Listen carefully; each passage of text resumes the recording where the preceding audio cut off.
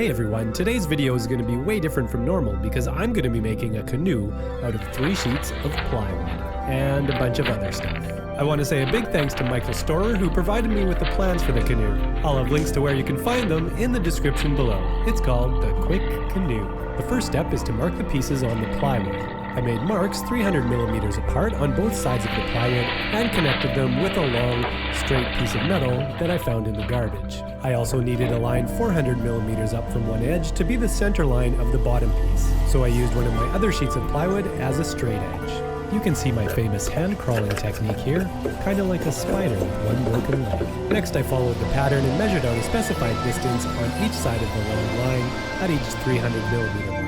And when I connect those dots, that should give me the outline of half of the bottom of the canoe. For the sides of the canoe, the measurements start right from the edge of the board at each 300 millimeter line. Marking the line for the end of the canoe was a little bit trickier. I needed to divide my last 300 millimeter segment into more segments. I could then measure out along each of those lines and make the marks to define the front curve of the canoe. Then I grabbed some skinny little nails and put a nail in each mark I just made.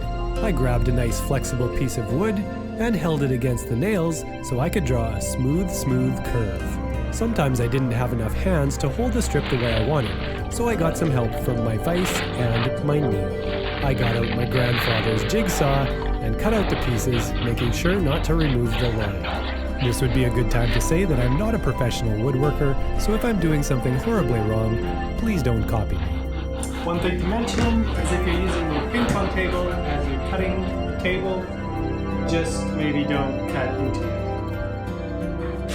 Handy tip, I just learned. Once my pieces were cut, I used a hand plane to bring the edge right down to the pencil line. I also clamped my side pieces together to make sure that they ended up exactly the same.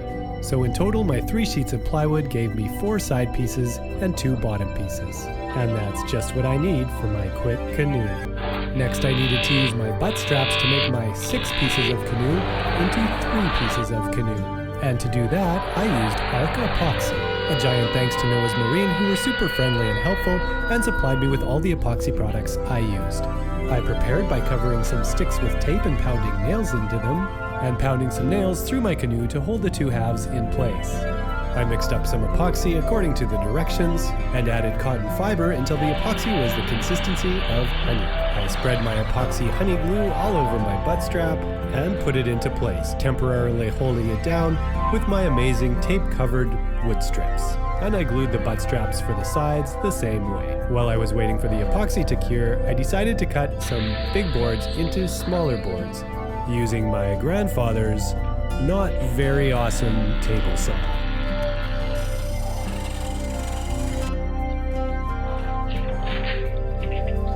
Note to self, gloves are better than slivers. Now these are long strips of wood, but I need to make them even longer to make my inwales and outwales on the canoe. I'm going to do a scarf joint, which in order to be strong enough needs the length of the joint to be 6 times the width of the piece of wood. I stack up 4 strips of wood and plane them down until they're all the same angle. Then I glue them together with my epoxy, first giving a coat of epoxy with no additives to soak into the end grain, and then adding cotton fibers to make my glue paste. I wrapped some cling wrap around them and clamped them to a straight edge. Once the epoxy was cured, I cleaned up the joint with my plane.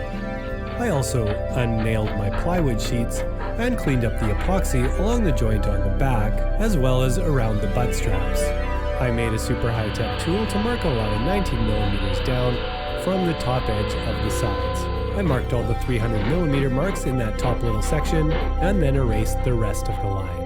I drilled holes along the center line of the bottom at every 300 millimeter mark. This is to help locate the keel when it goes in. Okay, now this is when I decided that I should really check whether the plywood I'm using is actually made from waterproof glue.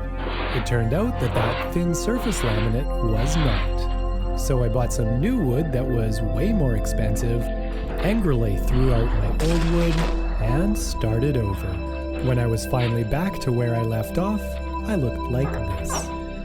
I cut 4 temporary spreaders according to the pattern, though I may have got the angle wrong on the end, I'm not sure. drilled some holes 6mm in from the front along the line so that I'd be able to zip tie the ends together.